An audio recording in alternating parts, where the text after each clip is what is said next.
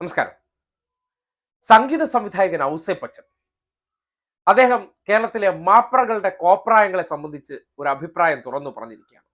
രാവിലെ ട്രീക്കട്ടർ ചാനലിൽ morning show എന്ന അരോചക പരിപാടിയിൽ അതിഥിയായി എത്തിയതിനു ശേഷം അതിനിടയിൽ കടന്നു വന്ന ഒരു ചോദ്യത്തിനാണ് മാപ്രകളെ പോലും ഒരു സെക്കൻഡ് ബ്ലിങ്കസി അടുപ്പിച്ച ഒരു മറുപടി അദ്ദേഹം പറഞ്ഞു വെച്ചത്.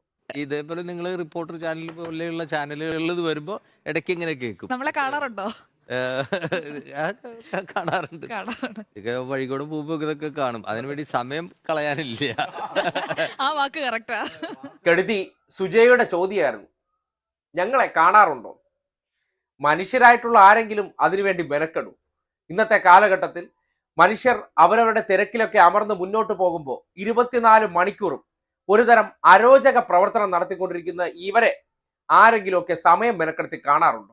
വല്ലതും ആരെങ്കിലും പറഞ്ഞു കേൾക്കുകയോ അല്ലെങ്കിൽ കട്ട് ചെയ്ത് കടന്നു വരുന്ന സാധനങ്ങളൊക്കെ കണ്ടുപോകും എന്നതിനപ്പുറം ഇതിനൊന്നും ആരും സമയം മാറ്റിവെക്കാറില്ല എന്ന് വളരെ വ്യക്തമായി അദ്ദേഹം പറഞ്ഞു വെക്കുകയാണ്.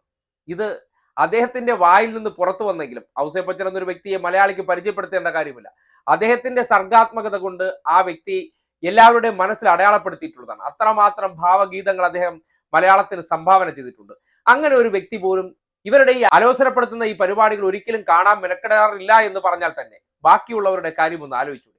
ഇവർ കരുതുകയാണ് 24 മണിക്കൂറും ഇവരുടെ ഈ ഷോ ഓഫും ഈ പ്രകടനങ്ങളൊക്കെ കാണാൻ ആൾക്കാർ ഇങ്ങനെ ക്യൂ ഇരിക്കുകയാണെന്ന്. അതൊക്കെ പണ്ട്. ഇപ്പോൾ ആൾക്കാർക്ക് ഇതിനൊന്നും സമയമില്ല. വേറെ പണികൾ എന്തെല്ലാം ചെയ്യാനുണ്ട്. അവർക്ക് എന്റർടൈനിങ്ങിനാണെങ്കിൽ മറ്റെന്തെല്ലാം ഉപാധികളുണ്ട്. പിന്നെ ഇതൊക്കെ ഏതെങ്കിലും നേരം പോക്ക് സമയത്ത് വന്ന് പെട്ടുപോകുന്ന ഒരു അവസ്ഥയുണ്ടെങ്കിൽ പോലും ഈ സ്കിപ്പ് എന്നൊരു ഓപ്ഷൻ ഉള്ളത് കൊണ്ട് സഡൻലി തന്നെ പലരും ഇതിൽ നിന്ന് മാറിപ്പോകാറാണ് പതിവ്. അല്ലാതെ ഇവർ നടത്തിക്കൊണ്ടിരിക്കുന്ന ഇത്തരം ഊള പരിപാടികളൊക്കെ കണ്ടുകൊണ്ടിരിക്കാൻ ജനത്തിന് തലയിലെഴുത്തില്ല എന്ന് തിരിച്ചറിയേണ്ട സന്ദർഭമാണ്. ആ മറുപടി കേട്ടപ്പോൾ തന്നെ വല്ലാതെ ചൂളിപ്പോയിട്ടുണ്ട്. ഒന്നുകൂടെ കേട്ടെ. ഇതേപോലെ നിങ്ങൾ റിപ്പോർട്ടർ ചാനൽ പോലെയുള്ള ചാനലുകളിൽ വരുമ്പോൾ ഇടയ്ക്ക് ഇങ്ങനെ കേൾക്കും. നമ്മളെ കാണാറുണ്ടോ? കാണാറുണ്ട്. ഇതൊക്കെ വഴികൂടെ പോകുമ്പോ ഇതൊക്കെ കാണും. അതിനുവേണ്ടി സമയം കളയാനില്ല. ആ വാക്ക് കറക്റ്റാ. കണ്ടില്ലേ ചിരി?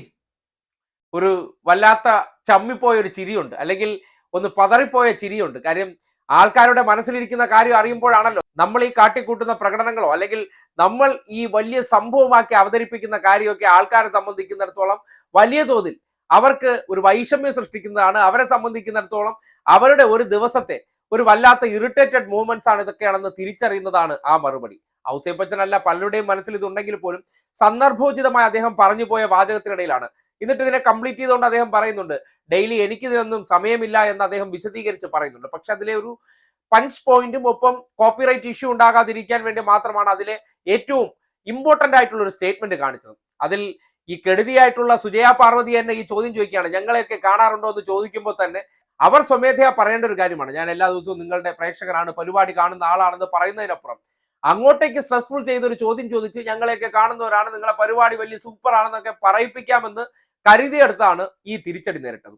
ഇത് ഈ നാട്ടിലെ പലരുടെയും ശബ്ദമായിട്ടുള്ള ഒരു മറുപടിയാണ്. അത്ര മാത്രം കേട്ടാൽ മതി. കാര്യം ഔസേപ്പച്ചനെ പോലുള്ളവർക്കൊക്കെ ഈ പരിപാടികളൊക്കെ ശ്രദ്ധിക്കാൻ സമയമില്ല എന്ന് പറയുമ്പോൾ തന്നെ ബാക്കിയുള്ളവരുടെ കാര്യം കുറച്ചെങ്കിലും ചിന്തിക്കാനോ അല്ലെങ്കിൽ അതിനെ സംബന്ധിച്ച് നിങ്ങൾക്ക് വിലയിരുത്താൻ ശേഷിയുണ്ടെങ്കിൽ സ്വമേധയാ ചെയ്യാവുന്നതാണെന്ന് ഇത്തരം കോപ്രായങ്ങൾ ഇരുന്നുകൊണ്ട് അല്ലെങ്കിൽ ഇത്തരം അരോചക പ്രവർത്തനങ്ങൾ നടത്തിക്കൂട്ടുന്ന ഈ അവതാരങ്ങൾ സ്വയം ചോദിക്കേണ്ട കാര്യമാണെന്ന് പറയുകയാണ്.